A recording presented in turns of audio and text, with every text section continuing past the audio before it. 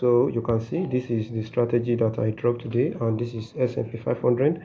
You can see that once it touched the upper band of the envelope, which is above the 70 level, market continues to spike to the downside, and our target will be here. And you can see currently it has entered into the 30 level, but I want to target this swing low to the left. You can see this swing low around this point. So to see, you can see that this is a live trade. I'm risking very little. It's just a demo account, as you can see, just testing out some things.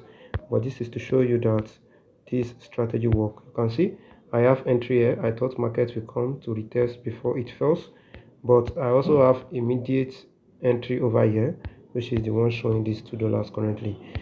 This one at the top did not get activated, but this one below, you can see the market is falling right now, and our TP is here. So hopefully we see market runs into the TP.